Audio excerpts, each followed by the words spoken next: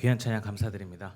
제가 한 10년 동안 그 국내 여행사에서 가이드 일을 했었습니다. 참 많은 곳들을 돌아다녔는데요. 주로 이제 학생들을 상대를 하다 보니까 이 서울에 있는 궁궐들을 굉장히 많이 돌아다니면서 이제 해설을 했었었고요. 또 이제 가끔씩 수학 여행을 이제 가다 보면 이제 뭐 박물관도 가게 되고 절들을 그렇게 많이 가는 경우가 있었습니다.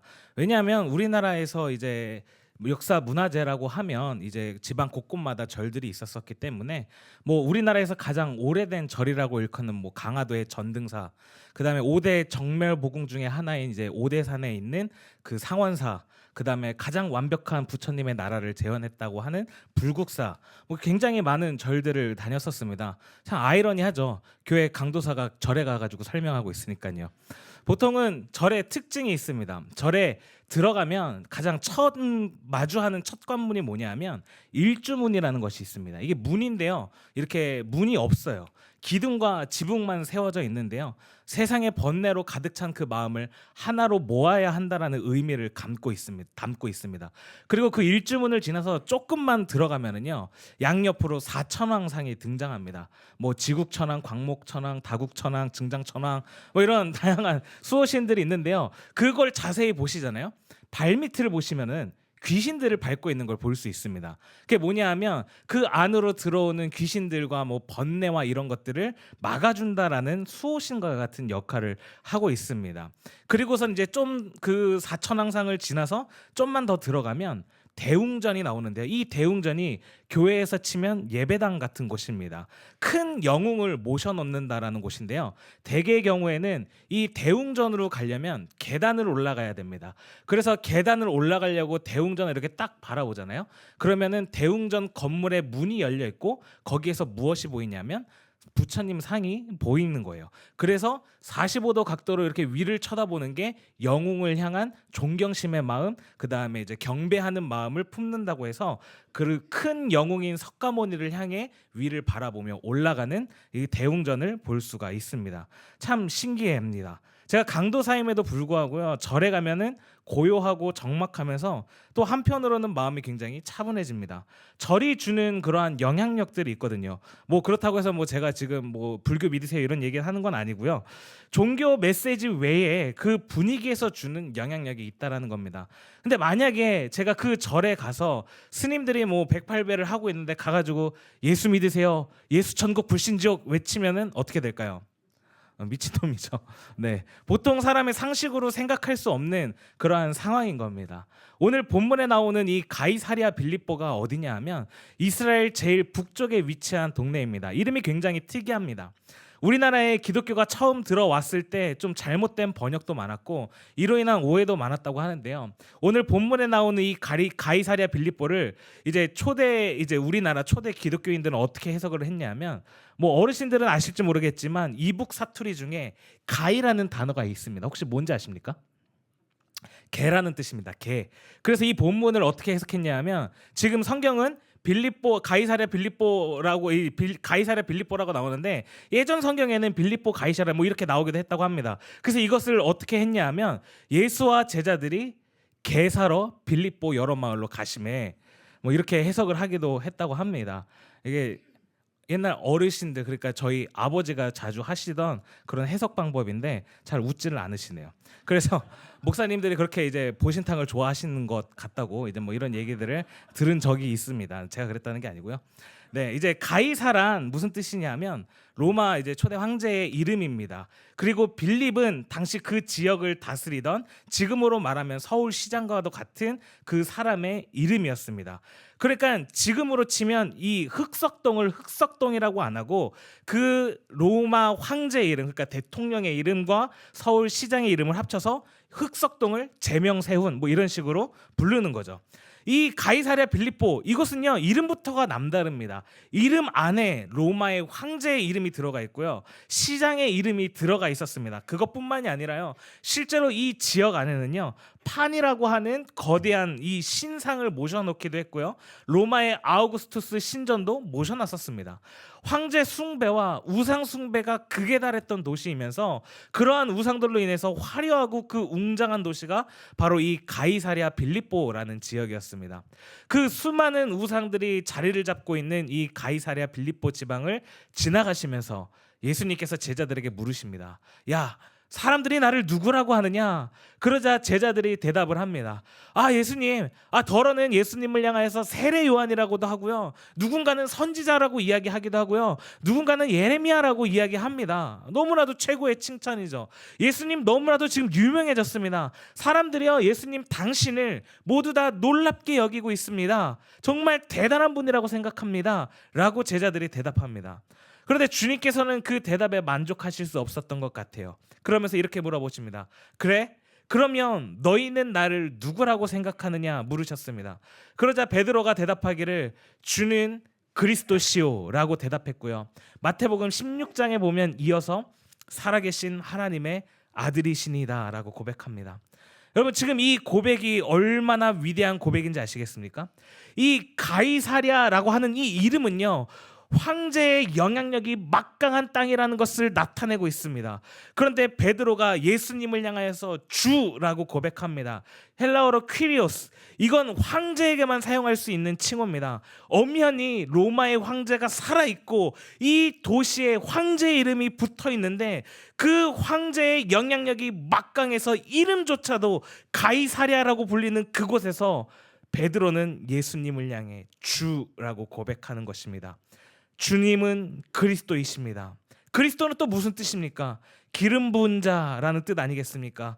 이 가이사랴라고 불리는 황제의 도시 앞에서 로마의 황제가 아니라 예수님을 향하여서 당신이야말로 기름 부은 왕이십니다 라고 고백하고 있다는 것입니다. 여러분, 이 고백은요, 너무나도 위대한 고백입니다. 사람들의 소문을 따라 이야기한 것이 아니라 예수님이 누구인지를 베드로는 정면으로 고백하고 있다는 것입니다. 그런데 그 고백을 들은 예수님의 반응이 참 재밌습니다. 베드로의 이야기를 들으시고 갑자기 예수님께서는 이제 내가 예루살렘에 들어가서 고난을 당해야 할 것과 죽임을 당해야 할 것들, 그 다음에 대제사장들과 서기관들에게 핍박을 받고 고난을 받고 죽임당해야 될 것들을 처음으로 말씀하시기 시작합니다. 베드로가 그 이야기를 듣는데 너무 실망했던 것 같습니다. 너무 불편했던 것 같아요. 그래서 베드로가 예수님을 부릅니다. 예수님께서 내가 이제 고난받아야 되고 내가 죽어야 된다고 말씀하시니까 제 생각엔 그런 것 같아요. 베드로가 이렇게 주님을 부릅니다. 주님, 저 잠깐만 보실까요? 그리고 주님을 잠깐 옆으로 부르는 겁니다. 성경에 보니까요, 항변했다고 나오는데요, 이 대항하여 변론하다라는 뜻입니다.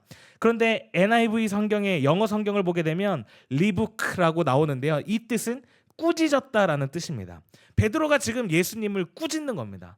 베드로가 이러는 것 같아요. 주님, 제가 지금 뭐라고 했습니까? 제가 방금 뭐라고 했어요? 당신은 하나님의 아들이요 그리스도라고 하지 않았습니까? 당신을 주라고 고백했고 그 다음에 그리스도라고 고백하지 않았습니까? 내가 이러면 예수님 좀 자신감도 가지시고 그런데 왜 자꾸 내가 죽을 건데 이제 가면 고난 받을 건데 이러면 예수님, 우리가 예수님 따라다닐 맛이 나겠습니까? 우리가 지금 당신 한 분 보고 가는 거 아니겠습니까? 제가 뭐라 그랬어요? 하나님의 아들이라고, 그 놀라운 영광스러운 하나님의 아들이라고 말씀드리지 않았습니까? 그러면서 베드로가 예수님을 향해서 그럼 마음 약한 소리 하지 마시고 예수님 좀 힘을 냅시다. 그러면 베드로는 예수님이 그래, 고맙다 베드로야. 그래도 너 날 생각해 주는 거 너밖에 없다. 내가 그동안 마음이 좀 심란해서 그랬어. 네 말을 들으니까 이제 힘이 좀 난다 라고 예수님이 말할 줄 알았던 것 같습니다. 그런데 느닷없이 예수님께서 뭐라고 말씀하시느냐? 사단아, 내 뒤로 물러가라. 네가 하나님의 일을 생각하지 아니하고 사람의 일을 생각하는도다. 누구든지 나를 따라오려거든 자기를 부인하고 제 십자가를 지고 따라오는 자니이다. 주님께서 베드로에게 하셨던 책망입니다.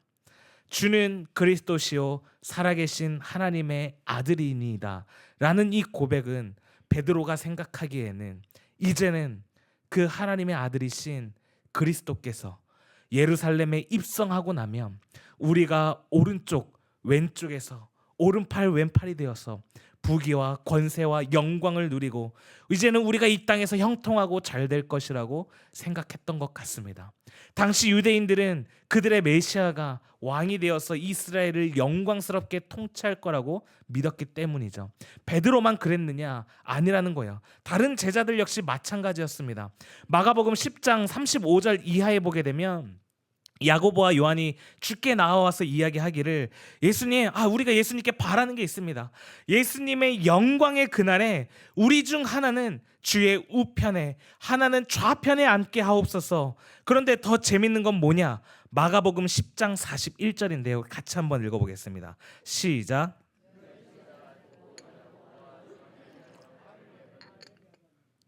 오른편 왼편에 앉게 해달라는 야고보와 요한의 그 이야기를 듣고 제자들이 듣고 어떻게 했다라는 거예요?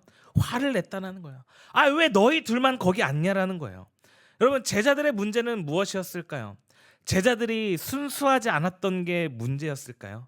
아니요. 저는 제자들은 참 순수했던 사람들이라고 생각합니다. 여러분, 예수님께서 제자들을 부르실 때를 기억하십니까? 예수님께서 제자들을 부르시면서 야, 내가 월에 한 300만 원씩 챙겨줄 테니까 나를 따라와 라고 이야기했습니까? 아니요. 그냥 나를 따라오라고 했습니다. 엄청난 복지 혜택을 주겠다고도 이야기 안 하셨고요. 월차에 연차에 유급휴가에 출산휴가까지 다 챙겨줄 테니까 나를 따라와 라고 예수님 말씀하지 않으셨습니다. 그러한 말씀 전혀 없으셨어요. 예수님 단 한마디 하셨습니다. 나를 따르라고.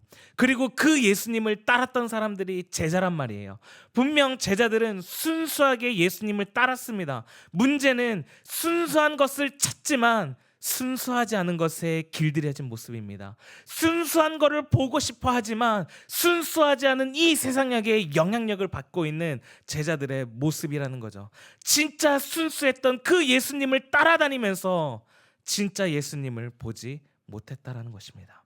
예수님은 언제나 가난한 자들, 병든 자들, 소외된 자들, 그리고 예수님을 필요로 하는 사람들과 함께 하셨었습니다. 그들을 고쳐주시고 사랑해 주시고 기도해 주셨습니다. 때로는 그들을 위해 기적을 보여주시기도 하셨고요. 그런데 그렇게 얻어진 예수님의 인기를 통해서 제자들은 예수님이 세상 위에 군림하는 군주가 되기를 원했던 것 같았습니다. 그리고 그 영광스러운 자리 옆에 자신들이 오른팔 왼팔로서 함께하기를 원했던 것 같아요. 주는 그리스도시요 살아계신 하나님의 아들이라는 이 고백 뒤에 주님, 세상이 다 우러러보는 왕이 되십시오. 온 세상 사람이 예수님 앞에 무릎 꿇는 그런 왕이 되십시오. 막강한 힘을 가지고 세상을 통치하는 왕이 되십시오. 그때 우리가 당신의 오른편에서 왼편에서 함께하겠습니다.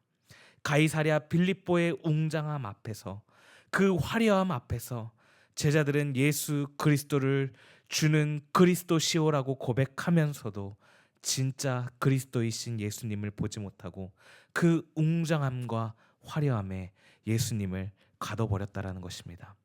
예수님은 단 한 번도 그러한 것들을 원하지 않으셨는데도 말이죠. 만약 정말 예수님이 세상을 통치하는 왕이 되고자 하셨다면 돈이 많고 힘이 세고 권력이 있는 사람들을 찾아가셨겠죠. 그리고 그들을 고쳐주셨을 것입니다. 그들과 함께 식사하시고 그들 앞에서 예수님의 능력을 보여주셨을 것입니다. 그들이 주최하는 파티를 찾아가셔서 그들의 술독에 술이 떨어지지 않도록 계속 물로 포도주를 만드시고 그들 앞에서 기적을 보여주시면서 내가 엘리야의 후계자라고 말씀하셨겠죠. 그런데 예수님 그렇게 하지 않으셨다라는 것입니다. 예수님은 순수하게 자신의 길을, 그 십자가의 길을 걸어가셨습니다. 그런데 주님께서는 베드로를 향하여 사단이라고 부르십니다. 네가 사람의 일을 생각하느라고 하나님의 일을 생각하지 않는다고 말씀하셨고, 네가 십자가를 지고 자기를 부인하지 않으면 나의 제자가 될 수 없다고 예수님께서 말씀하셨습니다. 여러분, 방금 주는 그리스도시오라고 고백한 사람에게 사단이라고 말씀하세요. 전 이 말이 참 의미심장하다고 생각합니다. 여러분, 기독교 변증 중에 이러한 질문이 있습니다. 사탄이 한 도시를 점령하면 어떠한 일이 벌어지느냐? 여러분, 어떨 것 같으세요? 악한 사탄 마귀가요, 이 한 흑석동을 점령한 겁니다.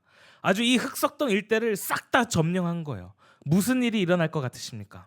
막 길가에 뭐 대놓고 담배 피는 초딩, 중딩, 고딩들이 늘어날까요? 막 걔네들이 막 침 막 찍찍 뱉으면서 막 사람들을 때리고 다닐까요? 더 나아가서 절도와 살인이 난무하는 그러한 세상이 펼쳐지겠습니까? 길거리마다 마약하는 사람들이 즐비했을까요? 아니요. 이건 너무 쉬워요. 이건 누가 봐도 사탄이 한 짓입니다. 이런 상황이 만약 찾아오게 된다면 한국교회 성도들은 사탄아 물러가라고 기도할 거란 말이에요. 그런데 사탄이 한 도시를 점령하면 그 도시는 점점 더 세련되어지고 고급지고 굉장히 멋진 도시로 변한다고 합니다. 모두가 너무나도 잘 살아서 그 누구도 하나님을 찾지 않는다라는 거죠. 그리고 또 한 가지, 사탄이 한 도시를 점령하면 교회 안에서는 어떠한 일이 벌어지느냐? 교회는 오히려 더 부흥한다라는 겁니다. 사람들이 어마어마하게 물밀듯이 밀려오는 거예요. 그런데 아무도 그리스도를 이야기하지 않는다라는 것입니다. 예수 그리스도를 알기 위해서 교회에 가는데 진짜 예수 그리스도를 알 수 없는 거예요.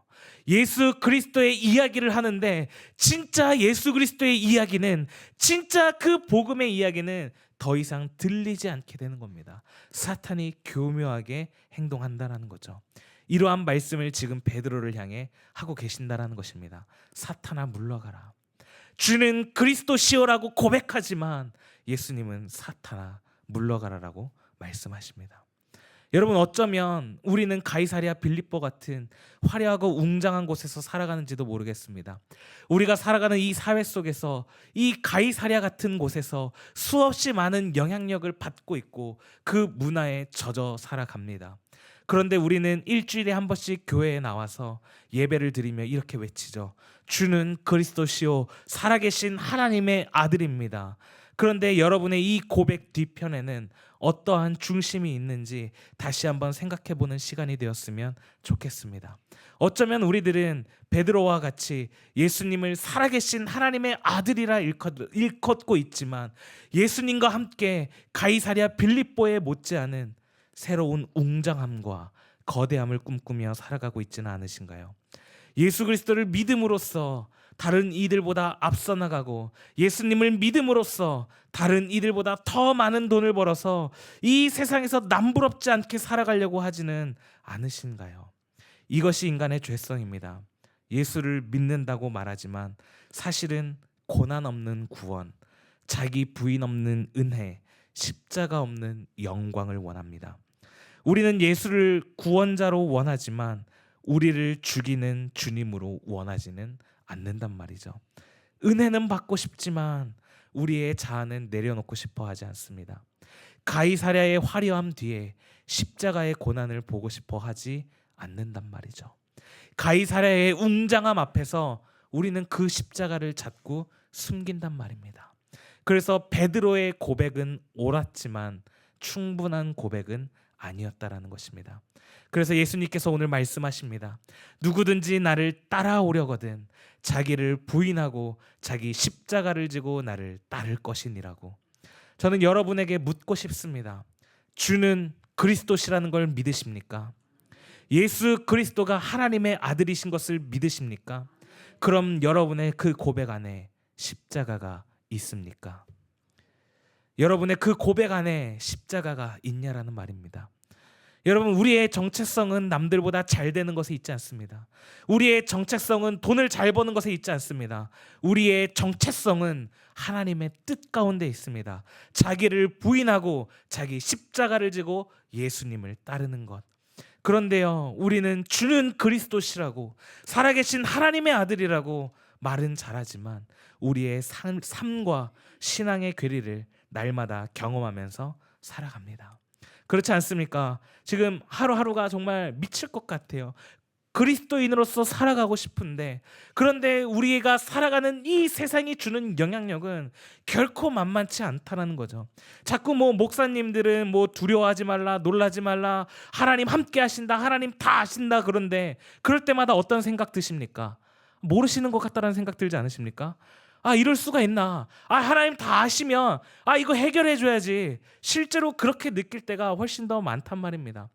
진짜 하나님 살아계신 거 맞나? 하나님 역사하시는 거 맞나? 우리의 신앙의 여정 가운데에서 우리가 끊임없이 의문부호를 던지는 것은 내 인생에 내가 지금 서 있는 이 가이사랴 빌립보에서 하나님 진짜 살아계신 거 맞나? 그분이 진짜 주인이신가? 그분이 진짜 메시아인가? 하나님보다 가이사랴가 더 커 보이는 이 의문부호가 날마다 끊임없이 나를 괴롭힌단 말이죠. 그래서 살면서 좀 하나님이 그럴 때마다 역사하시고 나타나셔서 좀 그러면 얼마나 좋습니까? 살면서 그런 게 하나님도 좀 기술이 필요해요. 제가 볼 때는 단짠이 있어야 됩니다. 좀 달다가 짠 게 와야 버팁니다. 그리고 또 짜다가 달달한 게 와야 버텨요. 그렇지 않습니까? 힘들고 어려움이 찾아와도 한 번씩 하나님이 축복해 주시고 그 다음에 은혜 주시고 그렇게 하셔야 잘 버틸 수 있단 말이에요. 그런데 가끔씩 주님이 박자를 놓칠 때가 있어요. 단짠 해야 되는데 주님께서 까먹고 짠, 또 까먹고 짠, 계속해서 짠. 그러면 이건 트로트에서나 나오는 거죠. 우리의 인생이 너무 고통스러운 시간을 보낼 때가 있다고요. 이 아굴골짝 같은 시간, 이 절망의 시간 속에서 그때마다 이 가이사랴가 우리에게 주는 메시지가 뭘까요? 이 강함 앞에 서라는 겁니다. 카이사르, 로마 황제의 이름입니다. 이 이름 앞에 엎드리라는 거예요. 이 웅장함 앞에 서라는 겁니다. 야, 이 자리까지 올라와봐. 사람들을 압도할 수 있어. 힘들어? 어려워? 로마가 해결해 줄게. 이 힘이 너를 이끌어 줄 거야. 화려함 속으로 들어와봐. 여러분, 약하고 싶은 사람 누가 있습니까? 다 강하고 싶죠. 힘이 있고 싶죠. 잘난 척 하고 싶죠. 능력을 갖고 싶죠. 그러니까 제자들도 뭐라 그럽니까? 예수님의 영광의 그날에 예수님 오른편 왼편에 서겠다고 이야기하는 거 아니겠습니까? 그랬는데 우리 주님은 뭐라고 말씀하십니까? 누구든지 나를 따라오려거든 자기를 부인하고 자기 십자가를 지고 나를 따를 것이니라. 주님께서 시끄럽고 십자가의 길 그냥 걸어라고 말씀하지 않으셨습니다. 나를 따라오라고 말씀하셨어요. 이 말은 무슨 말일까요? 너가 가야 할 그 십자가의 길 내가 먼저 가겠다라는 것입니다.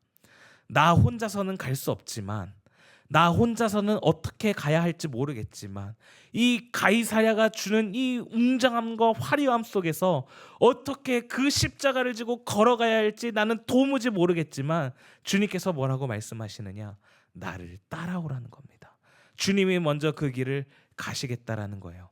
그리고선 뭐라고 말씀하세요? 자기 십자가를 지라는 겁니다. 여러분, 제자는요 주님의 십자가를 지지 않습니다. 예수님께서는 그 대속의 십자가를 지시고 홀로 가십니다. 오직 그 십자가는 우리 주 예수 그리스도만이 그 십자가를 지실 수 있어요. 그렇게 우리가 그 십자가를 지었기 때문에 속죄되는 것이 아니라 주님이 그 십자가를 지셨기 때문에 우리는 죄사함을 받을 수 있는 것입니다. 그래서요 우리는 우리의 십자가를 지는 겁니다. 우리가 져야 할 수많은 십자가들이 있습니다. 주님을 믿는다고 고백함으로 말미암아 우리가 감당해야 될 수많은 것들이 있단 말이죠. 우리의 죄를 십자가에 짊어지신 그 예수 그리스도를 바라보며 우리는 우리가 감당해야 될 그 십자가를 지고 주님을 따라야 한다라는 것입니다. 이들은 세상 사람들과 다른 사람들입니다. 여러분, 가이사랴가 주는 메시지는 무엇인가요? 황제의 도시입니다. 나보다 높구나 그러면 엎드리는 거죠. 반대로 나보다 약하구나 그러면 밟아버리는 겁니다. 하나님을 알지 못해서 이 세상에서 자유롭지 못하게 살아가는 사람들이 얼마나 많은지 아십니까? 높은 사람이 나타나면 그 높은 사람 앞에서 굽혀야 하고, 나보다 약한 사람이 나타나면 그들을 밟고 살아가야 되는, 정말 자유롭지 못하고 힘에 얽매여 살아가는 사람들이 너무나도 많단 말입니다. 그런데요, 주는 그리스도시요 살아계신 하나님의 아들이라는 이 고백 속에서 십자가를 살아내는 사람들은 어떠한지 아십니까? 자유로운 겁니다. 주님이 나의 그리스도, 참된 구원자라는 것을 발견한 사람은요, 어떻게 사느냐?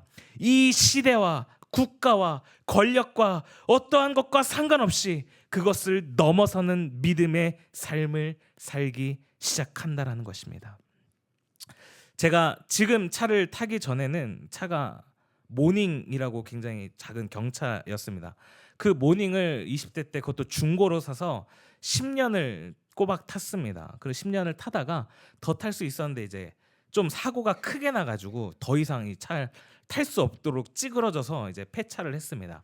근데 그때의 그 차를 생각하면 진짜 아무런 옵션이 없었습니다. 열선 시트요.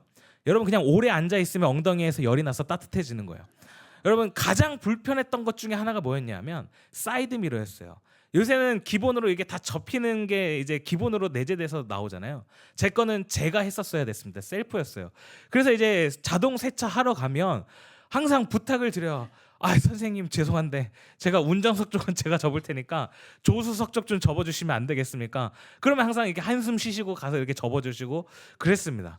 그리고 이게 또 차에서 내리면 접어야 되잖아요. 그러니까 이게 안 접히니까 어떻게 하느냐, 손으로 이렇게 접는 게 좀 민망해가지고 이제 아무도 안 볼 때 이렇게 차에 내려서 이렇게 옆으로 지나가면서 어깨로 이렇게 쓱 이렇게 밀고 이렇게 지나가고는 그랬었습니다. 아무도 모르게 그런 차였었어요. 근데 한 번은 고등학교 이제 동창회를 하는데요. 이제 주차장에 이제 주차를 했었습니다. 이제 식당 주차장에 주차를 했는데요. 이제 사이드 미러를 접을 타이밍을 보면서 이제 내리려고 하는데 이제 제 옆으로 이제 하얀색 그 P자로 시작하는 스포츠카입니다.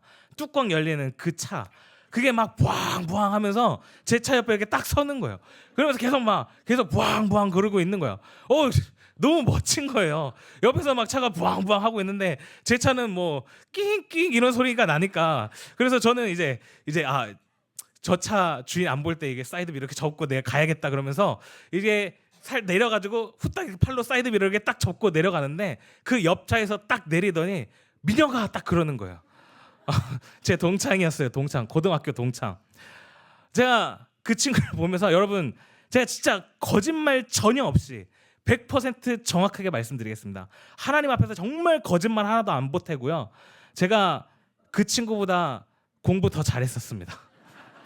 제가 더 잘했어요. 제가 그 친구랑 1학년 때부터 같은 반이어서 3년 동안 이제 친구였는데 걔가 저 이긴 적이 한 번도 없었습니다.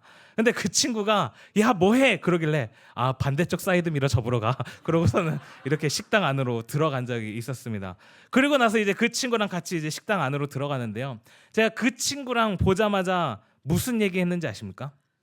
야, 너 돈 어떻게 벌었어? 야, 그때 20대였는데 20대 후반이었는데 야 20대 때 야 P4 야 대단하다. 야 너 어떻게 돈 벌었어? 야 나한테도 좀 알려줘. 야 무슨 주식해? 야 그 종목 나도 좀 알자. 나도 좀 하게. 그래 무슨 일 하고 있어? 자 이런 거 물어봤겠습니까? 아니요. 그렇게 보셨다면 죄송합니다. 더 노력하겠습니다. 제가 뭐라고 물어봤냐면 야 교회 다녀? 예수 믿어야지. 여전히 그 친구는 저의 기도의 제목입니다. 여러분, 주는 그리스도시요 살아계신 하나님의 아들이라는 이 고백 뒤에 여러분은 가이사랴의 웅장함을 꿈꾸십니까? 아니면 예수님의 십자가를 바라보십니까? 이 고백 뒤에 숨겨진 그 진짜 의미는요, 우리 같이 한번 따라해봤으면 좋겠습니다. 세상에 다시 한번 하겠습니다. 세상에 어떤 것보다 하나님이 더 크신 것을 아는 것. 아멘이십니까? 한 번 더 해보겠습니다. 세상에 어떤 것보다 하나님이 더 크시다는 것을 아는 것. 아멘. 단순히 주는 그리스도시요 살아계신 하나님의 아들이라는 이 고백에서 그치는 것이 아니라 진짜 주님이 하나님이시고 세상에 어떤 것보다 더 크시다는 것을 알기 때문에 가이사랴에서 외치십시오. 주는 그리스도이십니다. 살아계신 하나님의 아들입니다. 그 웅장함이 아니라고, 그 화려함이 아니라고, 그 속에서 나를 부인하는 겁니다. 가이사랴가 주는 그 메시지에 저항하는 겁니다. 그딴 것들이 아니라고요. 세상에 어떠한 것보다 하나님이 더 크시다는 것을 알기 때문에 자기를 부인하고 자기 십자가를 지고 주님을 따를 수 있게 된다라는 것이죠. 단순히 매 주일마다 와서 맞아, 예수님이 주님이시지, 예수님이 그리스도이시지, 예수님이 하나님의 아들이지 동의하고 끝내는 것이 아니라 더 중요한 것은 세상에 어떠한 것보다 하나님이 더 크시다라는 것을 알고 깨닫고 살아가는 것이 참 믿음이라는 것을 알고 그렇게 살아가기를 결단하시기를 바라겠습니다. 여러분, 오늘을 살아가는 우리 앞에 그 펼쳐진 말씀 한 구절 한 구절, 때로는 그 말씀대로 살지 못해서 하나님 앞에 내 삶을 올려드린다라는 것이 참 부끄럽지만, 그럼에도 불구하고 이 세상의 그 어떠한 것보다도 크신 하나님의 말씀을 따르기 위하여 다시 한번 그 말씀 앞에 서시기를 결단하고 나아가는 한가람 성도님들 되시기를 간절히 소망합니다. 기도하겠습니다.